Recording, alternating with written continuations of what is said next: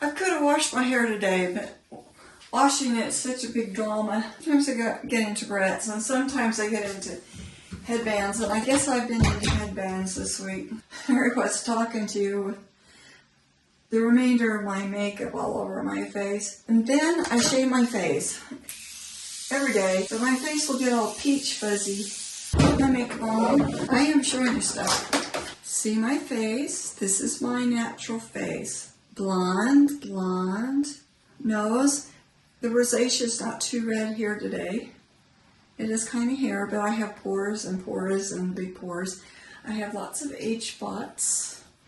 But I do have something, I told you all about this on that video I deleted. So I use Ilmakiage Poreless Base Smoother Primer. And this is really helpful. Feels good on your face, but it fills in the pores. I just had to start using a primer recently because everything was settling into the pores. I also use Ilmakiage Base.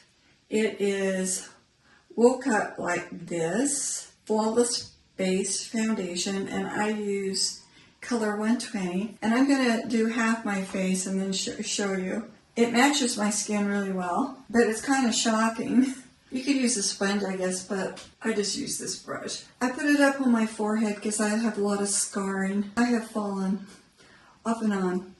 I have lots of, particularly on my head. Big cut across my head. There's a big cut on my forehead. I got hit with a baseball bat by my brother accidentally when I was 3. My mom's always said, your forehead doesn't wrinkle right. Okay, look at the different halves of my face, after and before. And then notice that matches my neck tone. You know, sometimes people get the makeup on and then you have the real line. And I never like that, but this company, when you buy it, they'll ask you an extensive survey to determine your color, and they did. It worked really good. So it's the same color, but what's missing now is all the blotchy. My nose has always looked red since I was in junior high. See how just kind of natural that looks? A tiny little drop of this. But I don't do all of that fancy stuff you see people doing. I'm going to use, I use this, what's it called? Oh, contour. If you see people doing makeup and they're doing it up here and around their face and everything, side of their nose, that's contour. I just use it as, I'm forgetting, oh, eyeshadow. Because I just want it to look more natural and it's not heavy. I don't like it to be heavy. I'm too fair, I'm too blonde, and I'm just not into that. And then I have one, like a little bit browner one. I put it in, on the side here and then in my crease, because that helps. If you look at this eye and then this side, you can see the saggy more than over here. And then I get a light one and I put it on the inner corner. And this is just a variant of what I've done my whole life. Now the eyebrows, because they're blonde and now they've got gray in them. And I've never really plucked them much. Sometimes I've tried. They are blonde, and because of the gray, I started using this Rochelle Masc-a-gray. And I have been using this for a long, long time. I get it on Amazon, and this is one of my most important things. So watch the difference.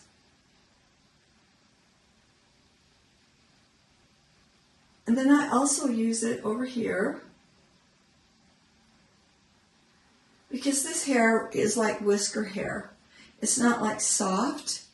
And so when I get my hair done, it doesn't really want to stay on there.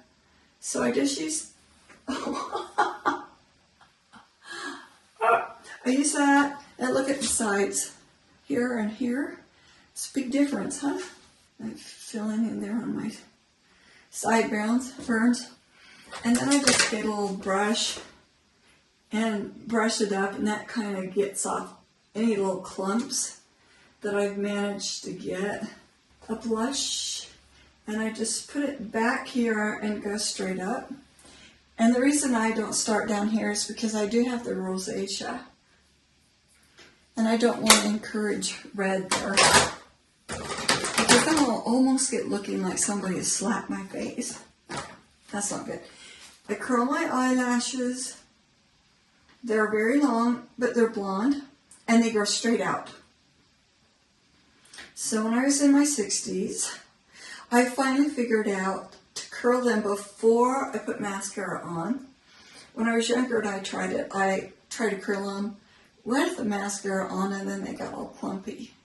And I can't even tell. I have to get up here when it's magnified to see if it's actually curled because they're so blonde. The mascara on. I'd love to know about a really good brand of mascara. I really don't do it for anybody else. I do it for me. When I'm sick and I don't do it, and I look at the mirror, it makes me feel sicker. So I use now this Wonderblading 3-in-1 lip scrub every day. It helps my lips feel better.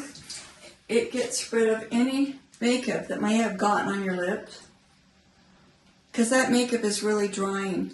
Then it gets rid of any of those little hangy bits. After I'd fallen and I had a few days, I ready to put any makeup on, my lips got all dry and cracked and started splitting. I use this Wonderblading lip mask, and it's new to me to be putting stuff on my lips. I only started this year. No, I started right before my mom died in 2023. You want it to set and kind of dry. I use this stuff called the Activator.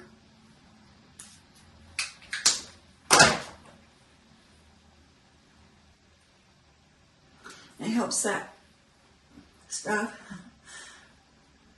I guess it's the stain stuff, I don't know, to get that off. And then I use this by City Lips. It's a gloss, but it does more. It kind of plumps your lips back up and helps the lines not be as deep. And it feels really good on your lips.